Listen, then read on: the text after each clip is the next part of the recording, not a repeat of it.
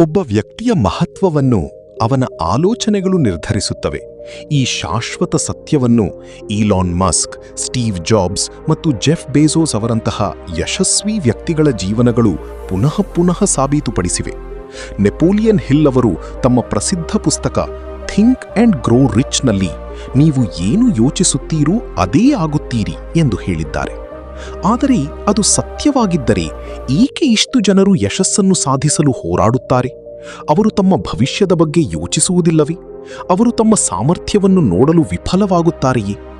ಇಂದನ ಕಥೆ ಈ ಪ್ರಶ್ನೆಗಳ ಉತ್ತರವನ್ನು ತೆರೆದಿಡುತ್ತದೆ ಮತ್ತು ನಿಮಗೆ ಒಂದು ಶಕ್ತಿಯುತ ಪಾಠವನ್ನು ಕಲಿಸುತ್ತದೆ. ಆದ್ದರಿಂದ ಕೊನೆಯವರೆಗೆ ನಮ್ಮ ಜೊತೆ ಇರಿ. ಈ ಕಥೆ ನಿಮ್ಮ ಸಮಯಕ್ಕೆ ಖಂಡಿತವಾಗಿಯೂ ಮೌಲ್ಯಯುತವಾಗಿರುತ್ತದೆ. ಒಮ್ಮೆ ತುಂಬಾ ಬ್ಯುಸಿ ಇರುವ ರೈಲ್ವೆ ನಿಲ್ದಾಣದಲ್ಲಿ ಒಬ್ಬ ಭಿಕ್ಷುಕನಿದ್ದ.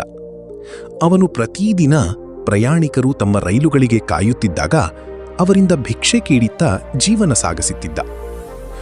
ಒಂದು ದಿನ ಅವನು ಭಿಕ್ಷೆ ಕೇಳುತ್ತಿದ್ದಾಗ ಒಬ್ಬ ಚೆನ್ನಾಗಿ ಉಡುಪು ಧರಿಸಿದ್ದ ವ್ಯಾಪಾರಿಯನ್ನು ಗಮನಿಸಿದ.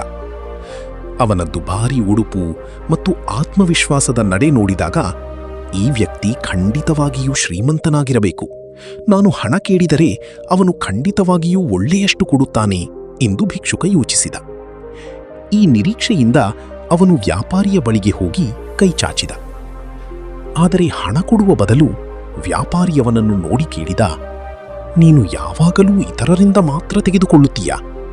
ಯಾವುದಾದರೂ ಯಾರಿಗಾದರೂ ಕೊಟ್ಟಿದ್ದೀಯಾ? ಭಿಕ್ಷುಕ ಆಶ್ಚರ್ಯಗೊಂಡ. ಅವನಿಗೆ ಇಂತಹ ಪ್ರಶ್ನೆ ಎಂದಿಗೂ ಕೇಳಲಾಗಿರಲಿಲ್ಲ. ಅವನು ಗೊಂದಲದಿಂದ ಉತ್ತರಿಸಿದ, ಸರ್, ನಾನು ಭಿಕ್ಷುಕ. ನಾನು ಭಿಕ್ಷೆ ಕೇಳುವುದರಿಂದ ಬದುಕುತ್ತೇನೆ. ನನಗೆ ಯಾರಿಗೂ ಕೊಡಲು ಏನೂ ಇಲ್ಲ. ವ್ಯಾಪಾರಿ ಸ್ವಲ್ಪ ನಗುತ್ತಾ ಹೇಳಿದ, ನಿನಗೆ ಕೊಡಲು ಏನೂ ಇಲ್ಲ ಎಂದು ನಂಬಿದರೆ ನಿನಗೆ ಕೇಳುವ ಹಕ್ಕೂ ಇಲ್ಲ. ನಾನು ವ್ಯಾಪಾರಿ. ನಾನು ವಿನಿಮಯದಲ್ಲಿ ನಂಬಿಕೆ ಇಡುತ್ತೇನೆ. ನೀನು ನನಗೆ ಏನಾದರೂ ಕೊಟ್ಟರೆ ನಾನು ನಿನಗೆ ಏನಾದರೂ ಕೊಡಬಹುದು. ಆದರೆ ನಿನ್ನ ಬಳಿ ಕೊಡುವುದೇ ಇಲ್ಲದಿದ್ದರೆ ನಾನು ಕೂಡ ನಿನಗೆ ಏನೂ ಕೊಡಲಾರೆ. ಇದನ್ನು ಹೇಳಿ ವ್ಯಾಪಾರಿ ತನ್ನ ರೈಲಿಗೆ ಹತ್ತಿ ಹೊರಟನು. ಭಿಕ್ಷುಕ ಅಲ್ಲೇ ನಿಂತೇ ಅಚ್ಚರಿಯಿಂದ ಯೋಚಿಸುತ್ತಿದ್ದ. ನಾನು ಇಷ್ಟು ವರ್ಷಗಳಿಂದ ಭಿಕ್ಷೆ ಕೇಳುತ್ತಿದ್ದೇನೆ, ಆದರೆ ಯಾರೂ ನನಗೆ ಹೀಗೆ ಹೇಳಿರಲಿಲ್ಲ.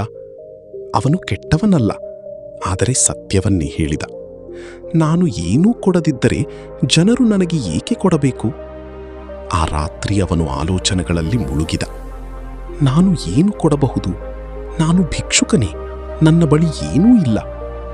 ಆದರೆ ವ್ಯಾಪಾರಿಯ ಮಾತುಗಳು ಅವನ ಮನಸ್ಸಿನಲ್ಲಿ ಪ್ರತಿಧ್ವನಿಸುತ್ತಿದ್ದವು. ನೀನು ಪಡೆಯಲು ಬಯಸಿದರೆ ಮೊದಲು ಕೊಡಬೇಕು. 2 ದಿನಗಳು ಕಳೆದವು. ಅವನು ಯಾರಿಂದಲೂ ಹಣ ಕೇಳಲಿಲ್ಲ. ಅವನು ಆಲೋಚನೆಯಲ್ಲಿ ತೊಡಗಿದ್ದ. 3ನೇ ದಿನ ರೈಲು ಹಳಿ ಬಳಿ ಅರಳಿದ್ದ ಕಾಡು ಹೂಗಳನ್ನು ಅವನು ಗಮನಿಸಿದ. ಅವುಗಳ ಬಣ್ಣ ಅವನ ಗಮನ ಸೆಳೆದವು.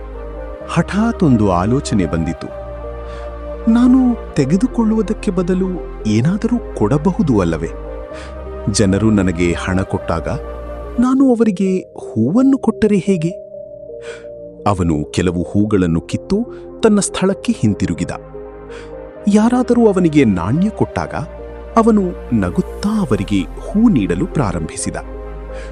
ಆಶ್ಚರ್ಯಕರವಾಗಿ ಜನರು ಸಂತೋಷದಿಂದ ಹೂಗಳನ್ನು ಸ್ವೀಕರಿಸಿದರು. ಕೆಲವರು ನಗುತ್ತಾ ಧನ್ಯವಾದವೂ ಹೇಳಿದರು.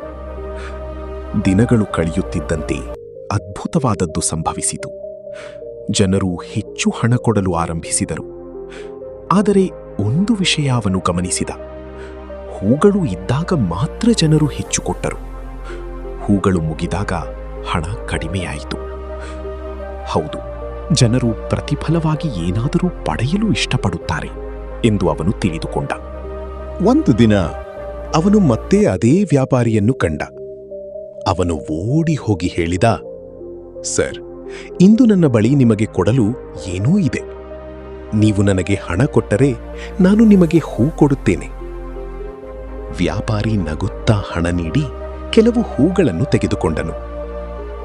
ನೀನು ವಿನಿಮಯದ ಮೌಲ್ಯವನ್ನು ಅರ್ಥ ಮಾಡಿಕೊಂಡಿದ್ದೀಯಾ? ಇಂದು ನೀನು ಭಿಕ್ಷುಕನಲ್ಲ, ವ್ಯಾಪಾರಿಯಾಗಿದ್ದೀಯ ಎಂದು ಹೇಳಿದ.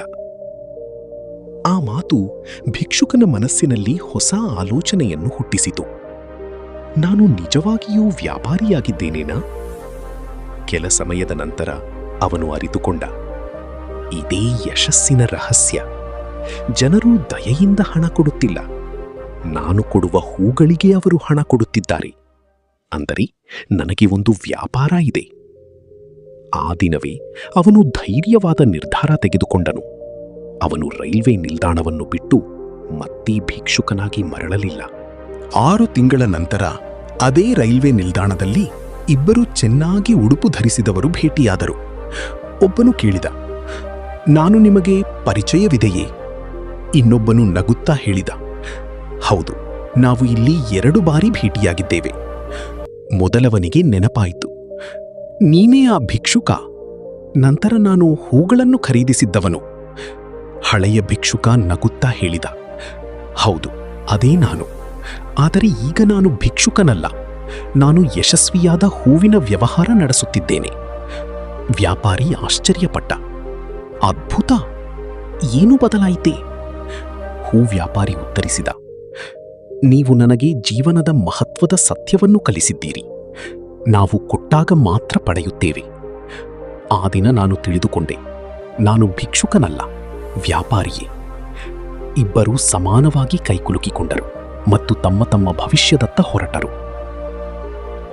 ಜೀವನವು ನಾವು ನಮ್ಮನ್ನು ಹೇಗೆ ನೋಡುತ್ತೇವೋ ಅದರಿಂದ ರೂಪುಗೊಳ್ಳುತ್ತದೆ. ನೀವು ನಿಮ್ಮನ್ನು ಸಣ್ಣವನು ಎಂದು ನಂಬಿದರೆ ನೀವು ಸಣ್ಣನಾಗಿಯೇ ಉಳಿಯುತ್ತೀರಿ. ಆದರೆ ನಿಮ್ಮೊಳಗಿನ ಸಾಮರ್ಥ್ಯವನ್ನು ಗುರುತಿಸಿದರೆ ನೀವು ಮಹತ್ವವನ್ನು ಸಾಧಿಸಬಹುದು. ನೋಡಿ, ನಿಮ್ಮ ಆಲೋಚನೆ ಬದಲಾದರೆ ನಿಮ್ಮ ಭವಿಷ್ಯವೂ ಬದಲಾಗುತ್ತದೆ.